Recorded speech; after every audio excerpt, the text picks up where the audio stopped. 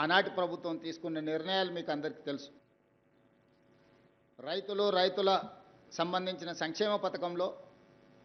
LB స్టేడియంలో ప్రమాణ స్వీకారం చేసిన తర్వాత మొట్టమొదటి సంతకం ముఖ్యమంత్రిగా డాక్టర్ వైఎస్ రాజశేఖర రెడ్డి గారు ఉచిత కరెంటు మీద, రైతుల మీద పెట్టిన వేలాది క్రిమినల్ కేసుల మీద,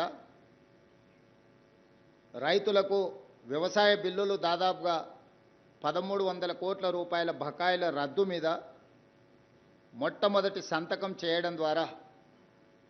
వ్యవసాయం దండగ కాదు, వ్యవసాయాన్ని పండుగ చేయాలని,